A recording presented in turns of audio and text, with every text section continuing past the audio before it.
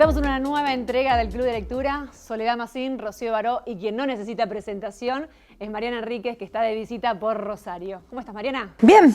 Bienvenida. Bien, poco mojada. Un poco mojada, sí. Toda la semana, así que... y después probablemente sigas. Estamos en el litoral, tu obra, nuestra parte de noche, tiene algunas referencias a corrientes, a misiones, a historias que de alguna forma nos representan. Y estamos a la vera del río Paraná, acá en Rosario. ¿Qué es lo que te interesa tanto del litoral? Yo no sé si es un interés particular o algo que tiene que ver con mi experiencia. Mi familia es de Corrientes.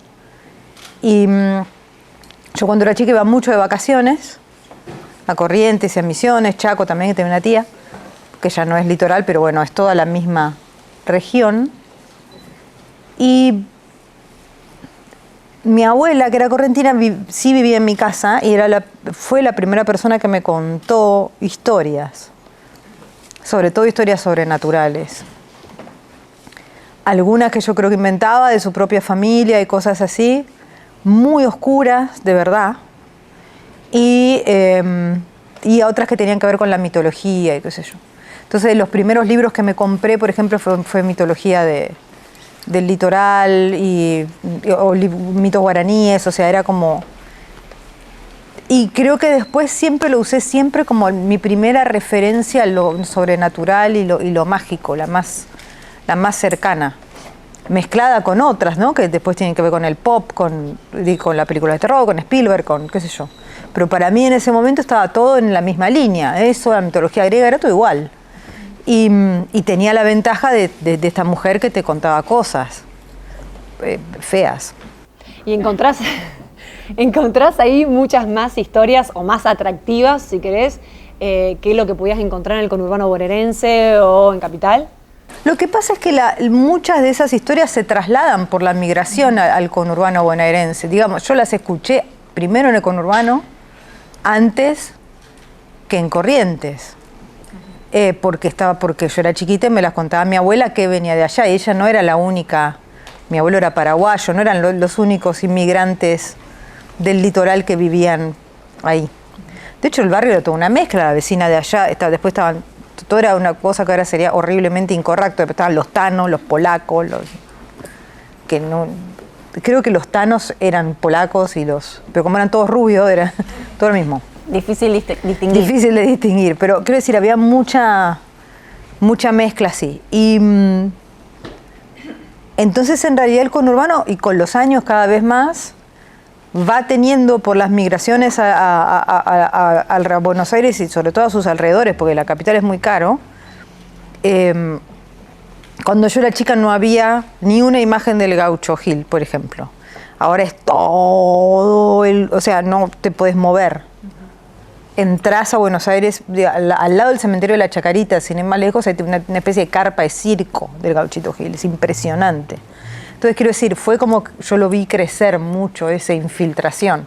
Entonces, yo lo uso un poco como una infiltración y está súper reinterpretado también. Entonces, ese encuentro a mí me copaba. Esas leyendas urbanas, mitos, pienso en la historia del familiar en Tucumán, no sé si la conoces, sí, sí. Perro gigante que devoraba a los obreros en los ingenios azucareros. Bueno, cumplía como una cierta función social de disciplinar justamente al trabajador. Sí. ¿Pero te parece que hoy esa función social que puede generar o producir el terror es la misma? ¿Es la de disciplinamiento o es otra? No, depende. Muy depende el santo, creo. Creo que en realidad casi todos los santos populares están trabajando a favor del que le pide a esta altura. No creo que sean tan manipulados por el poder en este momento. O sea, yo creo que ni siquiera ya la religión organizada está tan manipulada. Por un poco más, obviamente, pero no tanto, me parece. Me parece como que eso se desprendió absolutamente. Y qué sé yo, ¿viste? Los que se tatúan al alzar la muerte son los presos. Qué sé yo, para zafar de las balas o para no pasarla tan mal preso, qué sé yo. Y así con todos. Vamos, ¿viste? Y después hay cosas raras. Estuve hace poco en Catamarca, estaba en la ruta, fuimos a ver al degolladito en la ruta, es una historia que medio rara porque no está muy claro el origen y qué sé yo, y está como el templo ahí, toda una mezcla, pues le dejan agua, lo mismo que a la difunta Correa, pero el señor no sé cómo la va a tomar, porque está degollado, así que técnicamente es medio complicado, suponte. La quiero usar para otra cosa. Pero al lado se empezó a hacer un santuario, que ya es bastante grande, de un nenito jujeño, que hubo una inundación, se levantó la tumba y el nene no estaba muy, no estaba una momia, no estaba podrido. Cosa que es relativamente normal en ese clima, que es súper seco, qué sé yo. Pero claro, fue un flash. Y al pibe se lo exhibió durante un montón de tiempo con un vidrio arriba y qué sé yo. Pero no era un santo popular hasta hace poco. Y creo que técnicamente este es el primer santuario, pero está como copándolo. O sea, es el del degolladito. Lo que pasa es que el degolladito es una leyenda del siglo XIX, un tipo que pasó, lo degollaron, nadie sabe. Y este está pero lo que es impresionante es que entras y está la foto del pibe muerto. O sea, no está muy bueno. El lugar, está el bebé ahí, grandote. Hicieron como una gigantografía. Pero no es no es disciplinador de nada, al contrario, o sea, la gente le va a pedir cosas, parás durante el viaje para poder seguir en el viaje ahí, que esto, o sea, no, me parece que ya no.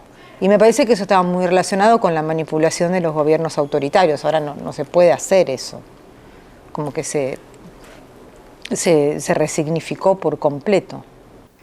¿Y para qué sirve ahora el terror? Si es que sirve para algo. Pasa que yo no necesariamente asocio estas historias al terror, sino más bien a la cosmogonía sobrenatural y a la mitología sobrenatural, y algunos dan miedo porque algunas cosas, si te las pones a pensar racionalmente, es un espanto.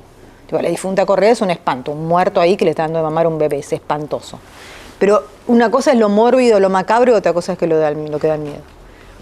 Para mí la función del miedo siempre es la misma, que es ensayar en la seguridad de la ficción los miedos de la vida real.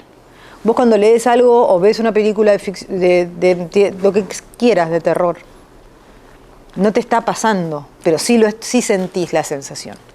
Y de alguna manera es una forma de ensayar el miedo. Si no, sería totalmente, yo creo, imposible de manejar la sensación. O sea, por algo, desde que existe el ser humano, se cuentan historias de miedo. Desde los cuentos de hadas hasta lo que se contaban en las cuevas, todo existe. O sea, es como una especie de función comunitaria de contarse cuentos de miedo para poder incorporar esa sensación en la vida. Y además, finalmente, para explicarse la muerte también, ¿no? Que es lo que todo el mundo le tiene más miedo, porque la mayoría de las narraciones de miedo tienen que ver con un más allá que no sabes si existe. ¿Y a vos qué te pasa con la muerte? A mí me da miedo, como a todo el mundo, me parece. ¿Pero tenés como una creencia que después pasa algo, nada, se apaga la tele? No, se apaga la tele. Por eso me gustan los fantasmas, porque estaría bueno. Es una idea atractiva, te cierra. Me cierra. Y digo, ¿cómo encontrás? Vampiro, me cierra. ¿Cómo encontrás de algún modo el denominador común de lo que le da miedo a más gente, ¿no? Es decir, bueno, a uno le pueden asustar unas cosas, a otro le pueden asustar otras, a vos te asustarán otras. Digo, es algo ahí, como vos decías, de tener la sensación física, no sé, ¿cómo encontrás esa cosa común? El terror en general tiene, como todo género, tiene... Los que lo hacemos le llaman tropos, que son como si fuesen los lugares comunes, pero no es exactamente los lugares comunes, sino como son los espacios habituales donde transcurre el terror. Y en general son como espacios donde la realidad se deteriora, o que son siniestros en el sentido de Freud, o sea, algo familiar que deja de serlo. Por eso una casa abandonada. Una casa es el lugar donde vive alguien, donde está... pero una casa sin ventanas, abandonada, donde transcurre... O sea, rápidamente eso se convierte en un lugar que te da miedo y un miedo sobrenatural. No, también un miedo de que haya un tipo adentro y te afane, qué sé yo, pero no es ese, en general, el miedo más normal. Y eso tiene que ver porque ahí lo que se transformó, un espacio que debe ser un espacio de cobijo, se transformó en un espacio de abandono. Entonces vos te empezás a preguntar por qué.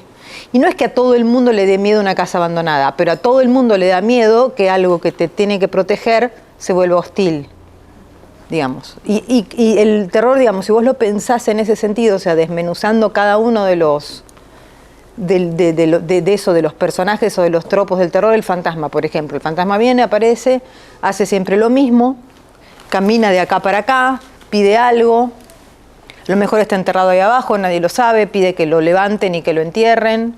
Uno espera que lo levante y lo entierre y se va a ir, pero probablemente no, porque vieron suficiente película de terror, saben que vuelve y vuelve y vuelve. ¿Por qué? Pues es un trauma. Fantasma es un trauma. Entonces el trauma se puede calmar, puede pasar por épocas, se puede trabajar, por decirlo de alguna manera. Uno se va a ir, es una cicatriz. Entonces, digamos, a vos no puede no darte miedo el fantasma, pero la idea de que haya algo que te dañe de una forma tan permanente que vos no puedas desprenderte de él, o que haya algo tan dañado que vuelva y vuelva y vuelva a atormentarte de alguna manera, eso sí te da miedo. Entonces, digamos, no todo el mundo le tiene miedo a los fantasmas, pero sí a eso. Entonces, si vos lográs que el fantasma represente eso de alguna manera, no te está dando exactamente miedo el fantasma, sino todo lo que implica. Entonces, yo trabajo el terror, yo creo que ya todos los escritores de terror modernos trabajan el terror desde ahí, no desde el monstruo que asusta, ¡bu! Y se acabó.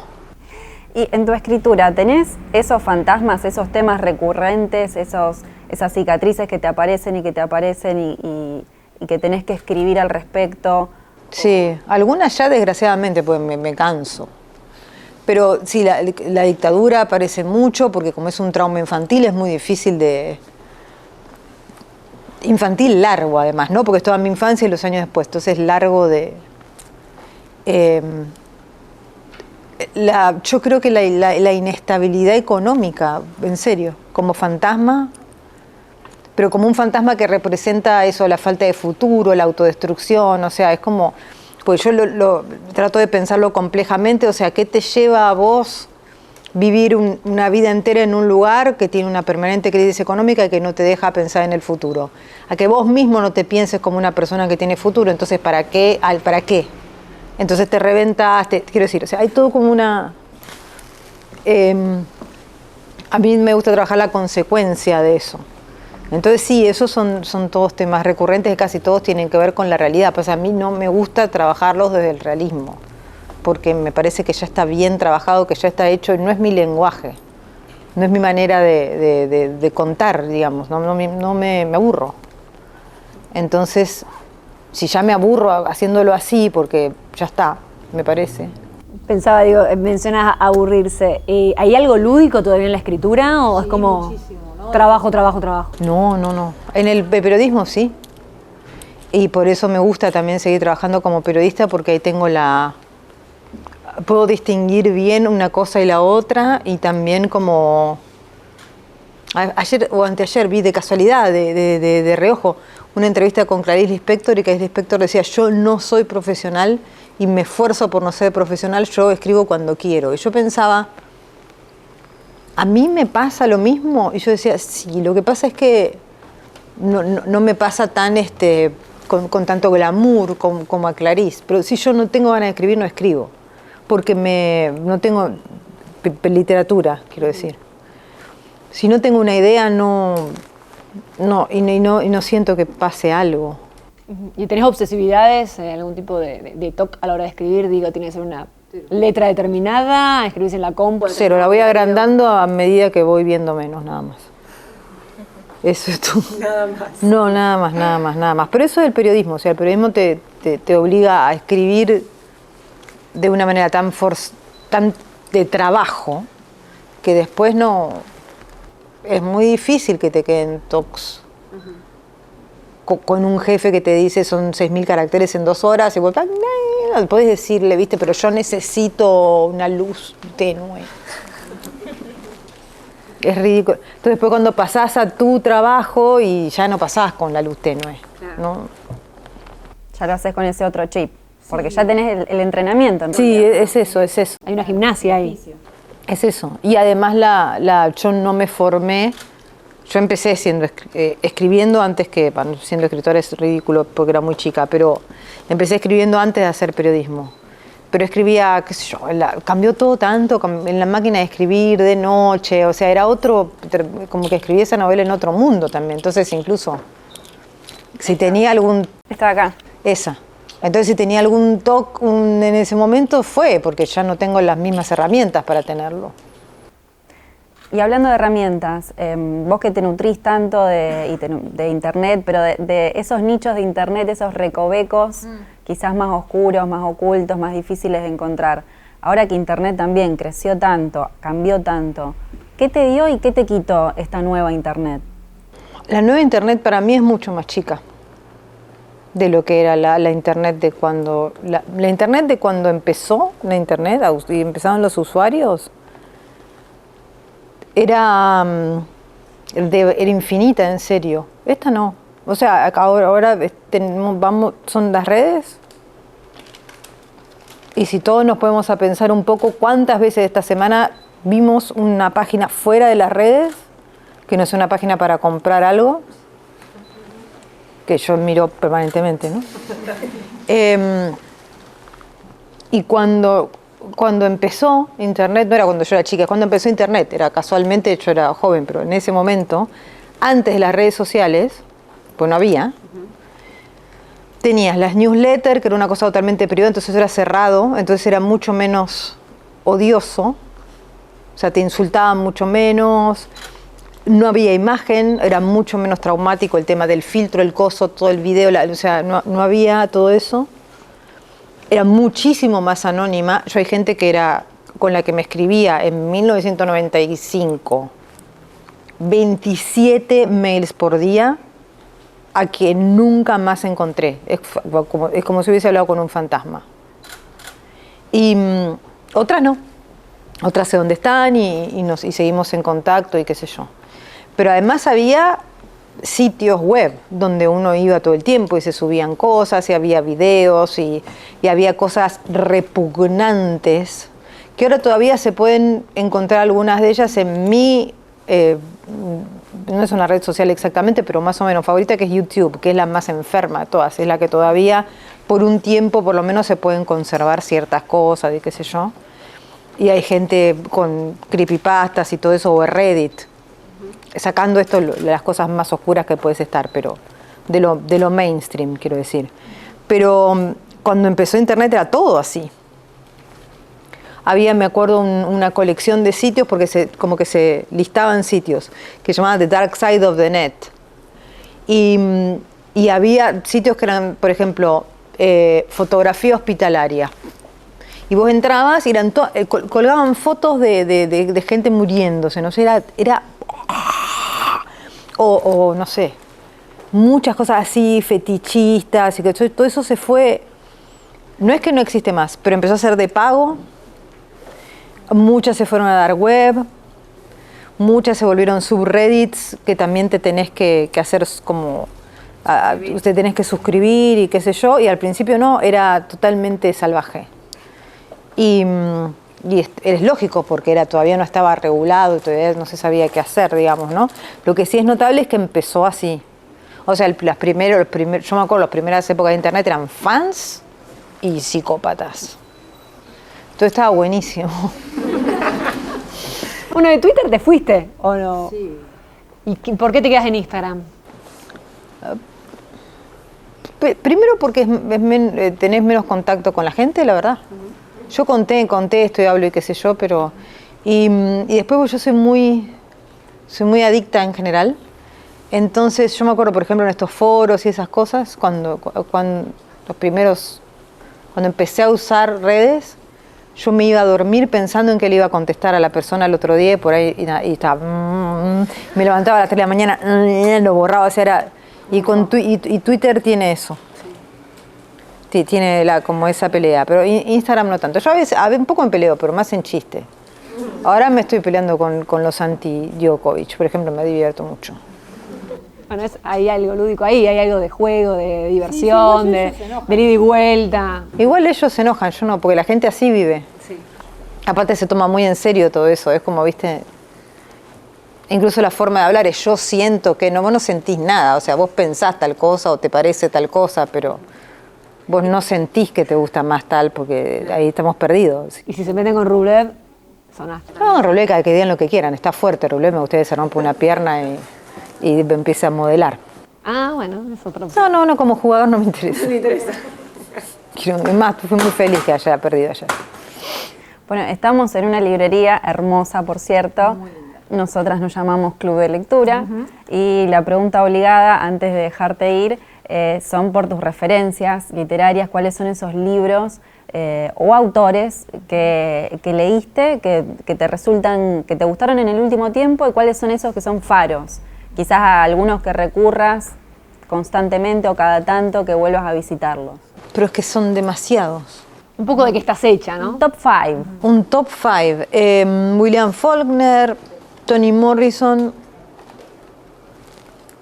Rimbaud.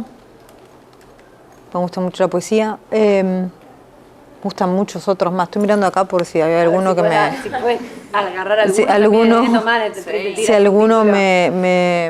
Estamos justo en el rincón de literatura latinoamericana, más por allá, ¿no? No, pero yo no... Bueno, Borges a veces. Borges lo aprendí a Borges lo aprendí a ser recontra fan a partir de los escritores nuevos, sobre todo de Neil Gaiman.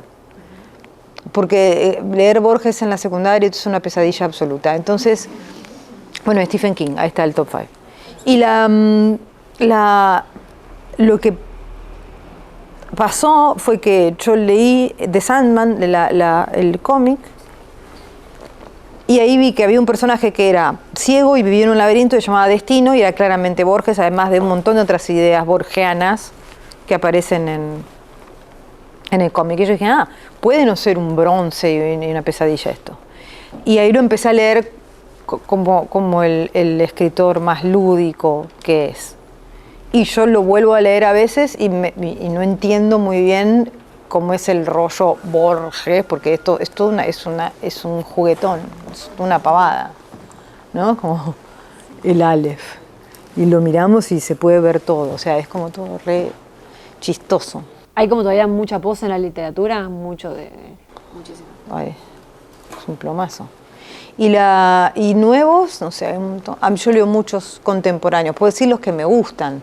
A mí me gusta mucho Diego Mucio, de los nuevos, Luciano, Lamberti, María Gainza, Maximiliano Barrientos, boliviano, Laura Fernández, que es española, un montón. Pero son escritores que me influyen a mí también, porque a mí me gusta leer a mis contemporáneos, la verdad. No entiendo mucho a la gente que no lee lo que están escribiendo los demás. Porque es interesante ver con quién tenés cosas en común y cómo te pisás con cosas, o sea, está bueno. Y es un buen momento para la literatura en español, además. Sabemos de tu amor por la música. ¿Hay algo que la música da que la literatura no?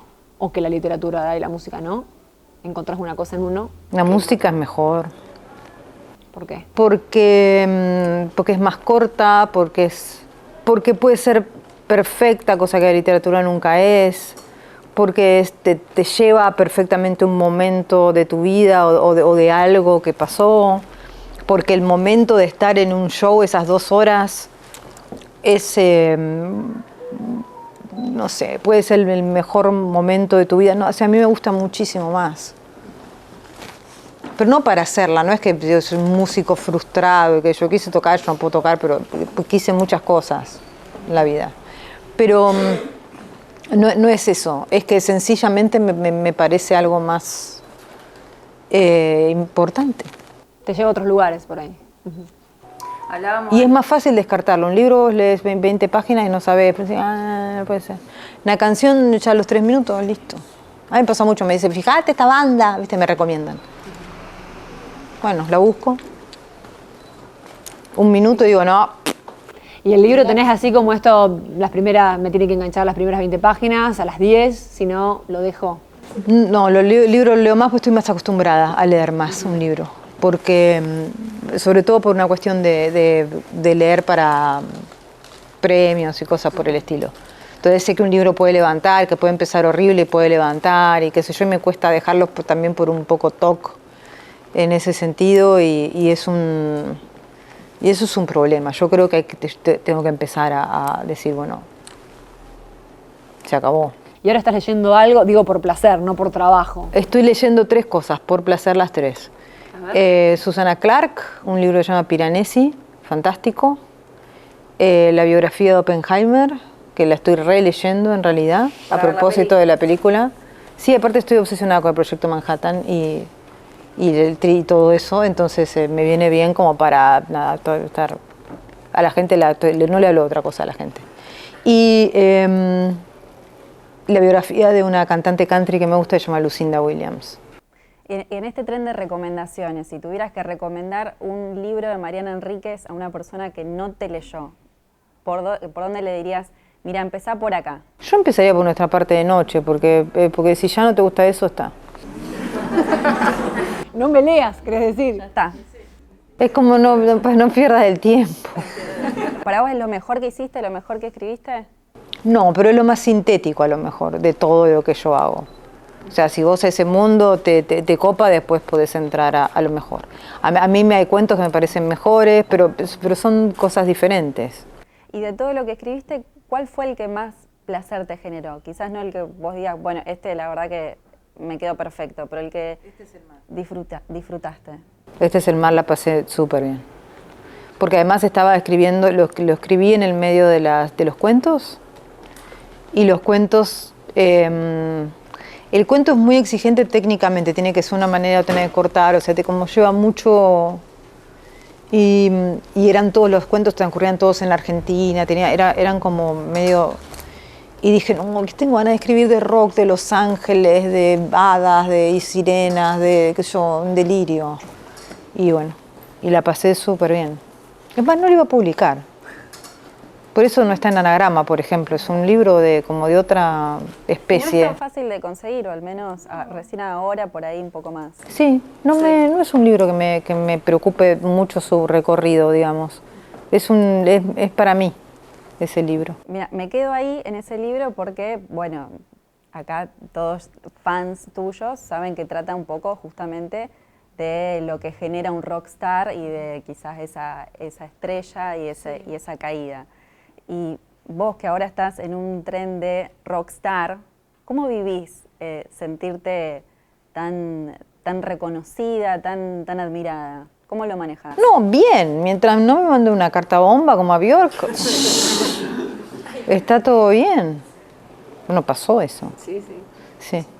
Ayer o anteayer terminé de escribir un libro sobre yo siendo fan de una banda y sobre el fenómeno fan en general. Yo no sé si todos los lectores son fan. Algunos son fans y otros son lectores y ya. A mí como una banda me pasa también eso. Hay bandas que soy fan y hay bandas que me gustan mucho, que son dos cosas diferentes. Y me gusta distinguir eso. O sea, la gente que venga y me diga, soy tu fan, joya. Y la gente que es una lectora que le gusta mucho lo que hago, es distinto. Y está bueno que existan las dos cosas. Yo soy fan re light. Siempre fui. O sea, como que no me pongo oscura, un poco. Pero no mucho, o sea, como... No has hecho locuras por Sí, pero no locuras dark. Sí, pero no locuras dark. Me fui a ver Manic Street Preachers a Cuba con mi última plata y me gasté toda la plata en eso. El año pasado me fui de gira por Australia con Nick Cave, o sea... Australia es grande. Locuras disfrutables. Pero son como normales, qué sé yo, o sea, no hice nunca nada muy... Y hago muchos papelones, así como, qué sé yo. Yo estaba, cuando era muy adolescente, aparte yo me enamoro de gente rara, no de gente obvia. Entonces uno de mis grandes amores era el tecladista de Suede, que nadie lo conoce. Es una belleza de hombre. Y un inútil, pero ahora no. Pero en esa época era como un inútil. Y lo fui a ver a Suede y lo esperamos afuera con una chica amiga mía de Singapur, me dice amiga de fan ahí, porque además yo, no importa, había perdido la ropa, British Airways me perdió la valija, hacía mucho frío, entonces ella me prestó ropa, no sé qué, bueno, y andábamos ahí, y los dos lo estábamos esperando a lo de él, porque éramos dos viejas así, re enamoradas y no sé qué, y él salió, y yo Tan lindo. Y yo mi recuerdo es, yo era una nena de vuelta.